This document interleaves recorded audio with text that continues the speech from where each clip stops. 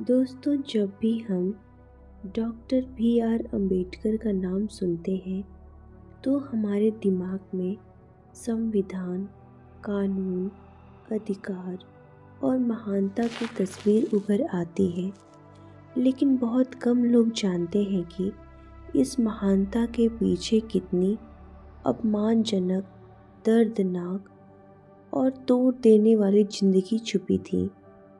यह सिर्फ एक नेता की कहानी नहीं है, यह उस इंसान की कहानी है जिसे बचपन से ही यह महसूस करा दिया गया कि वह इस समाज के लिए अछूत है। आज हम आपको डॉक्टर भीमराव अंबेडकर की वह जीवनी सुनाने जा रहे हैं जो सिर्फ प्रेरणादायक नहीं बल्कि दिल तोड़ देने वाली भी है। ऐसी बातें जो ज़्यादातर किताबों, पाठ्यक्रमों और भाषणों में नहीं बताई जाती। 14 अप्रैल 1891 मध्य प्रदेश के महू में एक बच्चे का जन्म हुआ। नाम रखा गया भीमराव। पिता रामजी मालोजी सकपाल ब्रिटेन सेना में सूबेदार थे। अनुशासन प्रिय, पढ़े लिखे और बच्चे को पढ़ाने का सपना देखने वाले। लेकिन समाज ने इस बच्चे को इंसान बनने से पहले ही उसकी जाति याद दिला दी। महार जाति में जन्म लेना उस समय एक अभिशाप जैसा माना जाता था। स्कूल में भीमराव को क्लास के अंदर बैठने की इजाज़त नहीं थी। उन्हें जमीन पर एक कोने में बोरे पर बिठाया जाता था। अगर गलती से उनका शरीर किसी स्वर्ण बच्चे को छू जाता तो हंगामा हो जाता। सबसे दर्दनाक बात, उन्हें पानी पीने का भी अधिकार नहीं था। स्कूल में एक चपरासी होता था जो ऊंचाई से उनके मुंह में पानी डालता था। अगर वह चपरासी नहीं आया तो भीमराव पूरा दिन प्यासे रहते। सोचिए, एक बच्चा जो पढ़ना चाहता है लेकिन प्यास से तड़पता है। जब प्रतिभा भी जाति के आगे हार जाती है। भीमराव पढ़ाई में बहुत तेज थे। गणित, इतिहास, भाषा सब में अव्वल थे, लेकिन टीचर उनकी कॉपी नहीं छुआ करते थे। एक बार की बात है, परीक्षा में उन्होंने शानदार उत्तर लिखे, लेकिन जब रिजल्ट आया तो जानबूझकर नंबर काट दिए गए। कारण, ज़्यादा पढ़ लिख कर क्या करेगा, आखिर है तो अछूत ही। यह शब्द भीमराव के दिल में चुभते चले गए। घर में हालात भी अच्छे नहीं थे। माँ का साया बहुत जल्दी उठ गया। माँ की मौत ने उन्हें अंदर से तोड़ दिया। वह अक्सर कहा करते थे, माँ के जाने के बाद दुनिया और भी बेरहम हो गई। विदेश जाने का सपना और समाज का ताना। भीमराव आगे पढ़ना चाहते थे, लेकिन पैसा नहीं था। तभी बड़ौदा रियासत के महाराजा सयाजीराव गायकवाड़ ने उनकी प्रतिभा को देखकर स्कॉलरशिप दी। यह भारत के इतिहास का एक बड़ा मोड़ था। एक अछूत युवक विदेश पढ़ने जा रहा था। जब वे अमेरिका के कोलंबिया यूनिवर्सिटी पहुंचे तो पहली बार उन्हें इंसान की तरह ट्रीट किया गया। कोई उनसे उनकी जाति नहीं पूछता था। कोई उनके साथ बैठने से इनकार नहीं करता था। यही उन्होंने पहली बार खुलकर सांस ली। लेकिन दिल भारत में ही छूट गया था। पढ़ लिख कर लौटे, लेकिन अपमान वहीं का वहीं। जब डॉक्टर अंबेडकर भारत लौटे तो उन्हें बड़ौदा राज्य में नौकरी मिली, लेकिन जो हुआ वह और भी अपमानजनक था। उन्हें रहने के लिए घर नहीं मिला। होटल वाले मना कर देते थे। आखिरकार उन्हें एक पारसी सराय में रहना पड़ा, झूठी पहचान के साथ। जब सच्चाई सामने आई तो उन्हें वहां से भी निकाल दिया गया। एक उच्च शिक्षित व्यक्ति जिसके पास पीएचडी थी, वह रात सड़क पर बैठा था। उनके शब्दों में, शिक्षा ने मुझे बड़ा बनाया, लेकिन समाज ने मुझे फिर जमीन पर पटक दिया। पानी के लिए लड़ाई, महाड़ सत्याग्रह। 1927 में महाड़ सार्वजनिक तालाब जहां अछूतों को पानी पीने की मनाही थी। डॉक्टर अंबेडकर ने ऐलान किया, पानी भगवान ने बनाया है, जाति ने नहीं। जब दलितों ने तालाब में पानी पिया तो ऊंची जातियों ने तालाब को शुद्ध करने के लिए गोबर और गंगा जल डलवाया। यह अपमान नहीं था, यह एक पूरी कौम को नीचा दिखाने की कोशिश थी।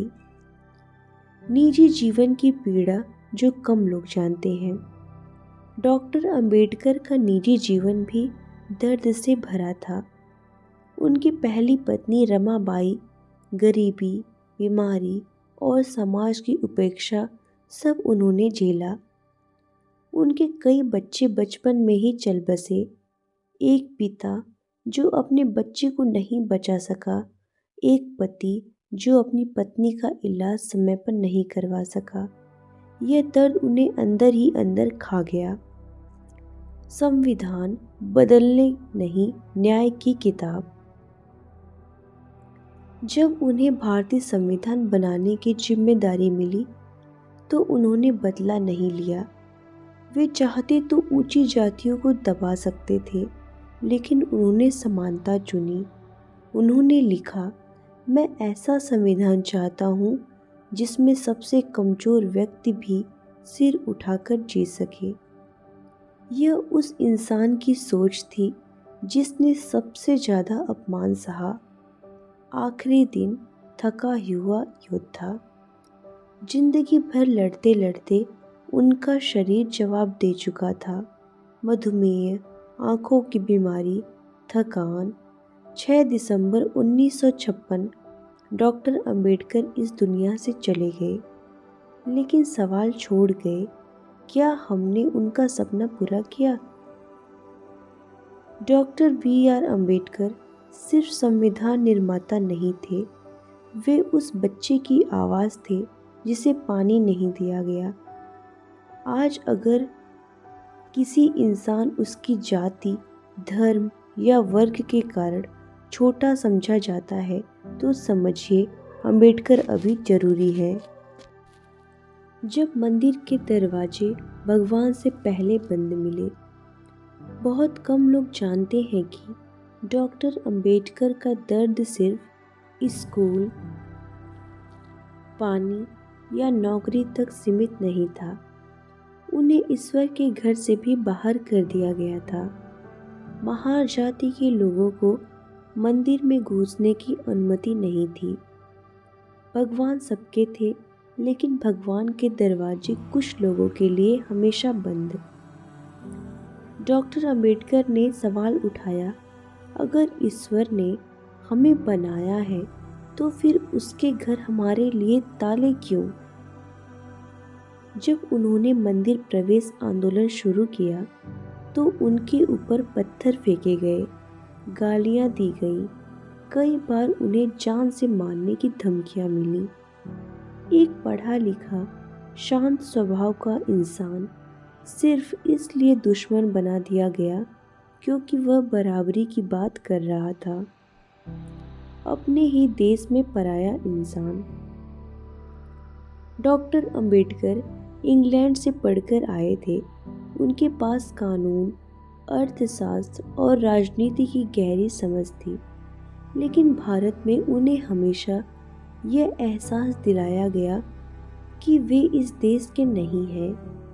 कई बार उन्हें सभा में बोलने नहीं दिया गया, माइक बंद कर दिया जाता था, अखबारों में उनका नाम मजाक उड़ाया जाता था। एक जगह उन्होंने लिखा, मैं इस देश में पैदा हुआ, लेकिन यह देश मुझे कभी अपनाने तैयार नहीं हुआ।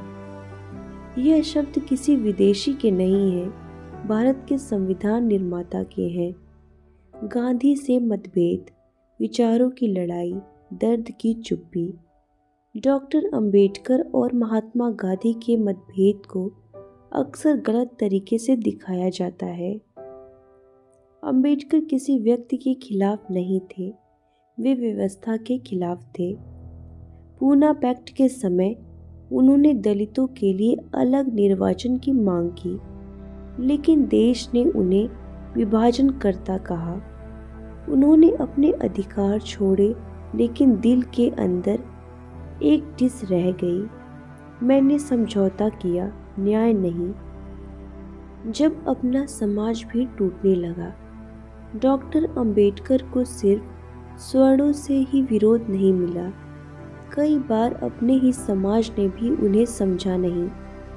कुछ लोगों को लगा कि वे बहुत ज़्यादा पढ़े लिखे हैं, बहुत सख्त हैं, लेकिन उन्हें यह नहीं दिखा कि यह सख्ती सालों के अपमान से निकली है।